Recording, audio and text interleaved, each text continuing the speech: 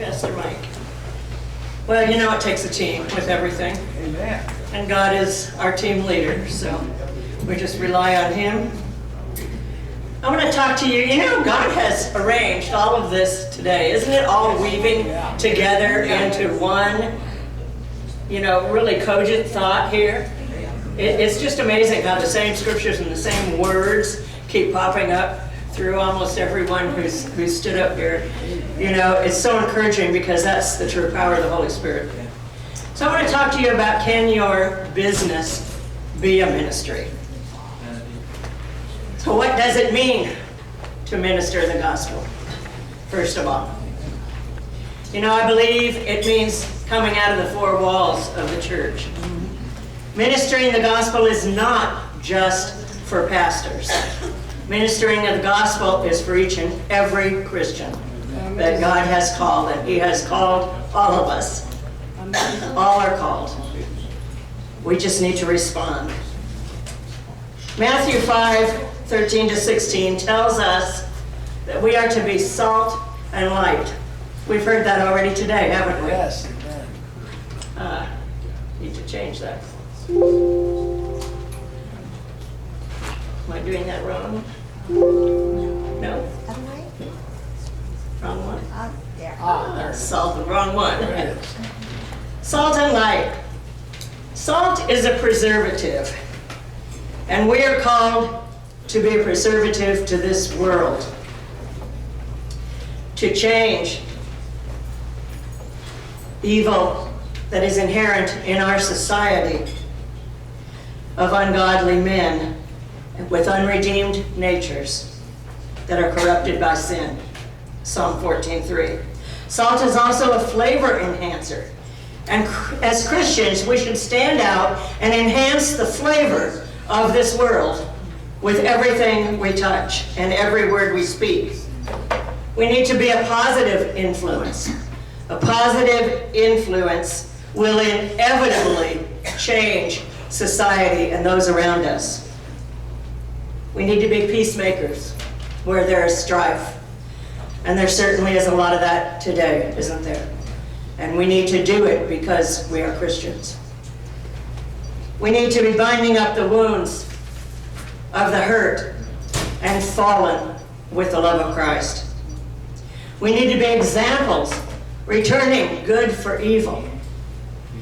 Our calling is to be the light of Jesus every day, in every way.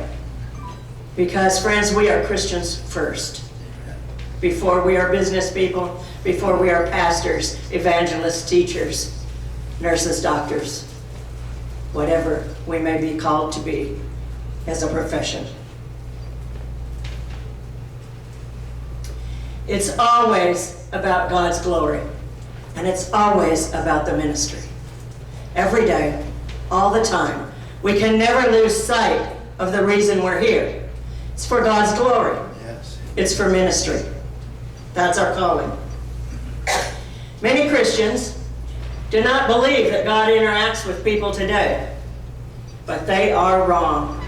And we have seen that in the evidence of every speaker who stood here before you today. They are wrong. When we walk in the influence of the Holy Spirit who resides within us, we walk in love, we walk in strength, and we walk in power. Amen. God uses many methods, positions, jobs, businesses, and vehicles for His glory. And that will be displayed through the things that we do through Him who strengthens us. Yes. There are many biblical examples that are given by God of those whom He has touched, believers, non-believers alike, when He does interact with His people, with His children whom He's placed here.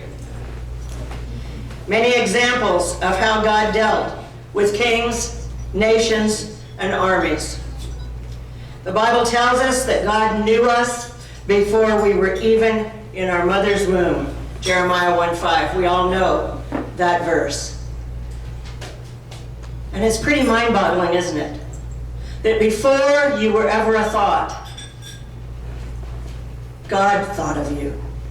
God created a plan for your life before the beginning of time. Your life had a plan, specifically and purposefully from God to you. He made us in his image and in his likeness. And his plan for our life is instilled in our DNA. Yes, amen. We are born with certain talents and gifts, desires of our hearts, and unique interests. Even though we sometimes go through most of our life not understanding what those may be. We know that God, in hindsight, that God has guided and maneuvered and directed us through all the events in our lives, no matter what they were, so that we could be at the place at the time when he chose to use us, and that he would continue to move us as we grow and develop and learn to trust him with all of our heart and with all of our being. Where when he says jump, we jump, and we don't ask why or how, because we know he's right there, taking us by the hand, breaking our fall, directing us, leading us, opening the doors, preparing our way, paving the path. He's already gone before us before the beginning of time and created that situation. So how does that relate to us today? We are often led by the Spirit of God in directions that we don't really understand and don't really know.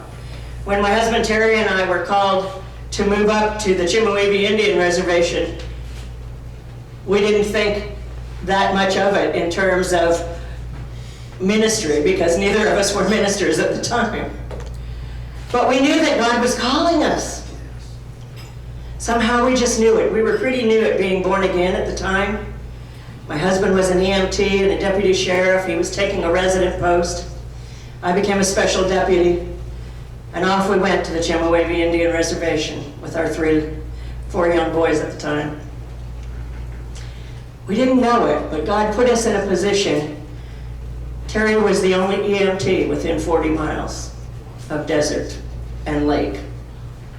We were the only law enforcement for 40 miles. Wow. We were the only church members for 40 miles.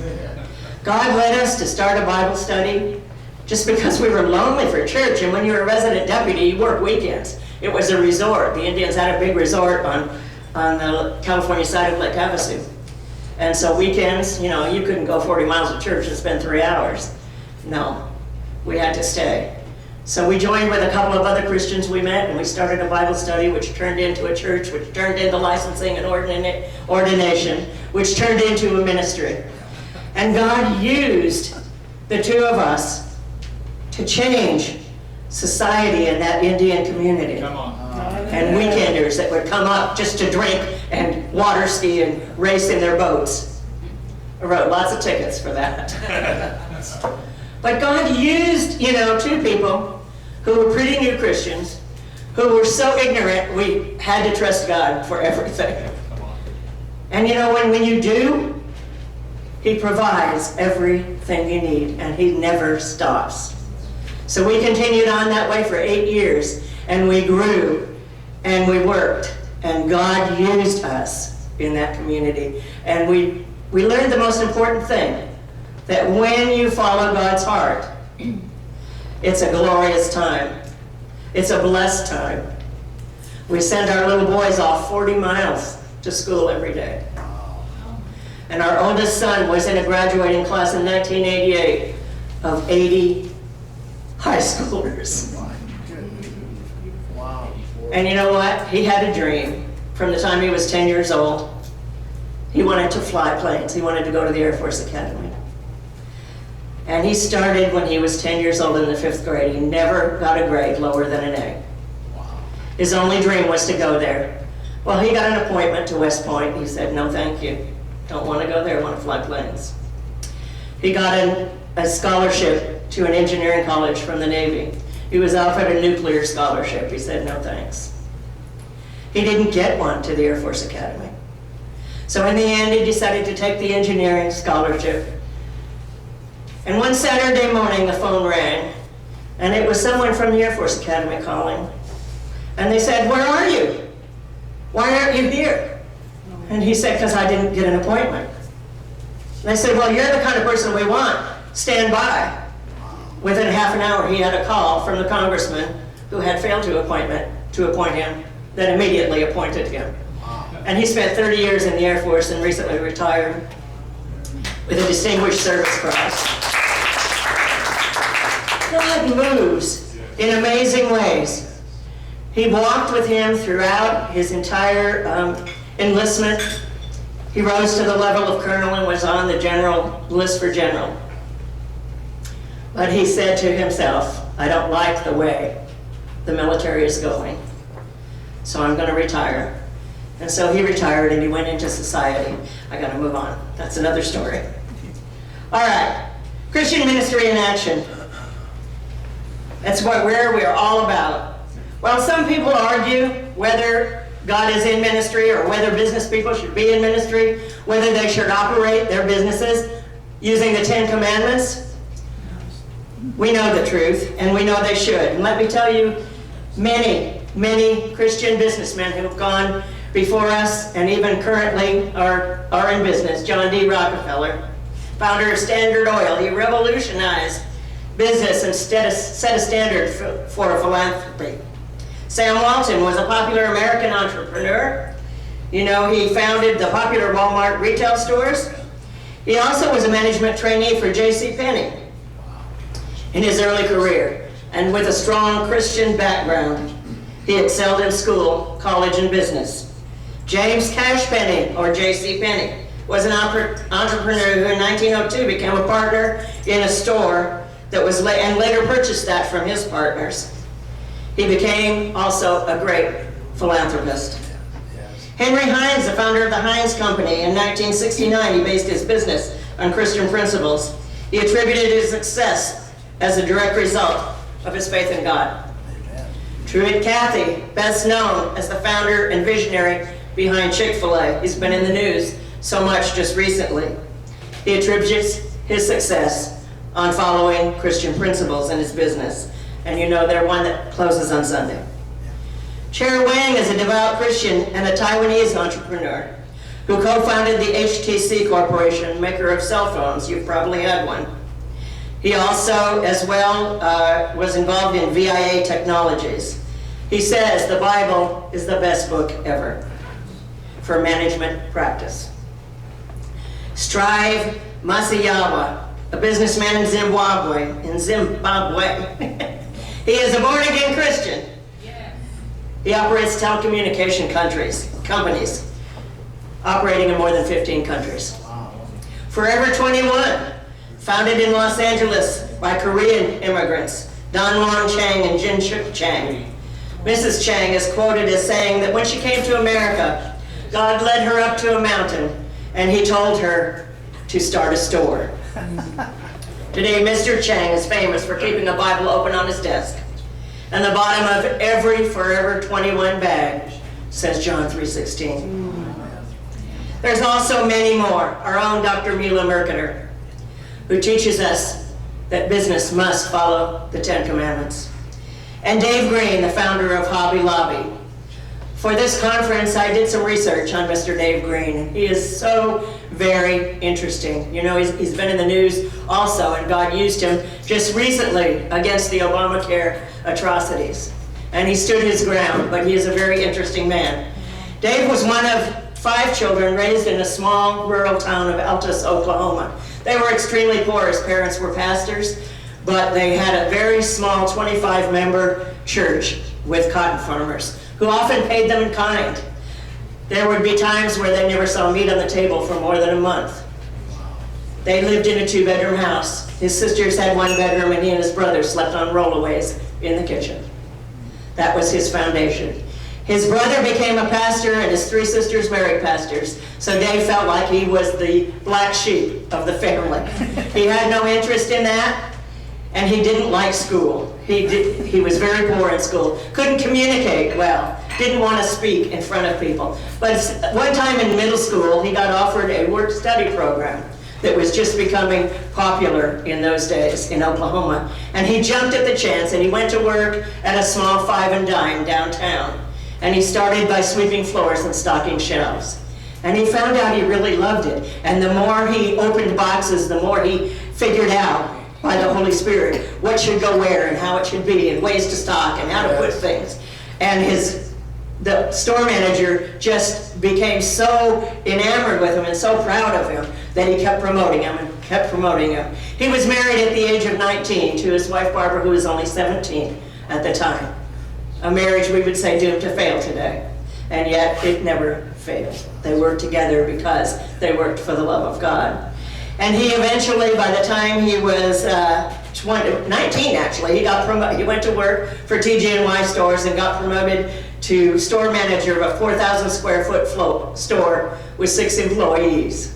And while he was there, he saw that people were coming in the early 70s in those days, and they wanted to buy these little frames where they would put collages on their walls, you know, and decorate at home, and they would paint things or embroider things or whatever and make collages on their walls, but they didn't sell them. So he and a friend borrowed $600 from the bank, and they bought a second-hand frame chopper. And he would chop the wood, and his wife and kids would sit around the dining room table and glue them together and package them. And they got so busy selling these frames that his wife eventually went to the local home for patients with cerebral palsy. And she hired them to glue the frames together and package them, and she would pay them, I think it was like 3 cents a piece, because they sold them for 10 cents. And so here was God leading them onto this adventure that he never knew what would happen. Well, eventually they bought a house and they started a store, but he kept his job at TG&Y. A few years later, he finally decided that God was leading him further, and he quit his job of $26,000 a year for half that salary and went into business and called it Hobby Lobby. Awesome. An amazing story. If you want to read on him, it's called More Than a Hobby.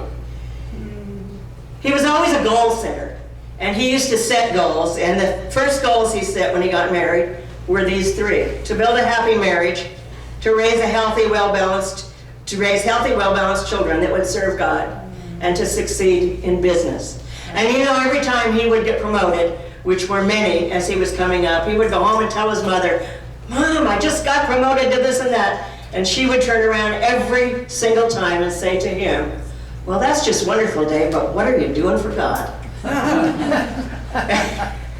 And so, again, that, kind of poured over him, and he felt like the black sheep. Well, one day he decided to go to this Christian convention, and while there, he heard the story of some missionaries from Africa who were looking for $30,000 to print literature to distribute all over Africa. And he didn't think that much of it, but when he was flying home, sitting on the airplane, looking out the window, he heard a still small voice that we've all heard. And it said, "Dave, I want you to give $30,000 to those missionaries." And the first thing he thought of was what? "Oh, I can't do that, God. I don't have $30,000. But it kept eating at him. It kept coming back to him. He kept thinking about it. So he was praying on it, sitting at his desk one day. "I might have to go on here. This is the next one." And a still small voice said to him, "You don't have to give $30,000 all at once." And he thought, I could give 4 increments. I bet I could make $7,500. So he sat there, and before he changed his mind, he wrote out 4 checks for $7,500, put them in an envelope and mailed them. A few days later, he got a call from the missionary who said the very day we received that envelope, we were in the office together praying that God would meet that need. Well, that changed Dave's life. Forbes magazine did a write-up on him, and they said that he was the largest contributor to evangelical means of anyone. They estimate that he will be giving over $500 million in his lifetime. This is a list of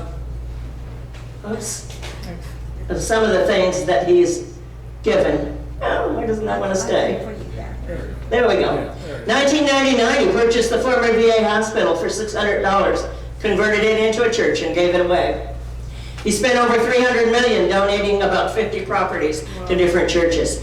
He actually gave Rick Warren Saddleback Church a 170-acre ranch for a retreat. He purchased a former Erickson plant in Lynchburg, Virginia for $10.5 million and gave it to Jerry Falwell's Liberty University. He gave an entire campus to Zion Bible College. He paid off Oral Roberts University debt of $70 million and asked for nothing in return. He purchased the Washington, D.C. building for $93 million, which now houses a $400 million Bible museum. And it is amazing. We were just there a few weeks ago. It is quite an amazing place. You can take a virtual tour of the Holy Land there with the glasses now. It's very cool. Very cool. So, what does that mean for us that maybe are not business owners? I was never a business owner, but I was called to ministry. And as I went to work for this small fledgling manufacturing company in Rancho Cucamonga, California, a business that was gobbled up by the parent company that I worked for, they sent me over there, and the owner of the parent company called me in and he said, "Barb, I want you to go over there and straighten things out." Well, that was kind of daunting. But anyway, I went over there and I started to work as the CFO. And in 1998, we made a commitment as a company to manufacturing excellence. Fastener manufacturers are not known to be excellent companies. They have horrible reputations, at least did at the time. We chose to be different. And we were the first manufacturing company, small manufacturing company, to be ISO 9001 certified, because we were selling to the government at the time. That requires an extensive amount of work and audits to get that licensing. It's a worldwide organization. Kidding. Anyway, we did that. We became that. The company, by the time I retired in 2012, went from about a $1 million a year company to $25 million a year. And they are known by reputation as an honest company of integrity. Ladies and gentlemen, you can make a difference wherever you are, wherever you're working, whatever you're doing. And God, one more thing I want to say, just because it seems to be in the forefront today, and I think it's so important. God does not bless companies, business owners, people who even earn a great salary. He doesn't bless you with that wealth so that you can store it all up in the bank and buy stuff like we Americans tend to do. He blesses you with that income so that you can distribute it for the glory of God, for the ministry. Amen. We cannot operate as a ministry without your help. We have no means to raise, or to create funds for ourselves. But God has placed each business owner, especially Christians, Yes. in this world and bless them so that they can bless the ministry, because it is always all about ministry. Thank you.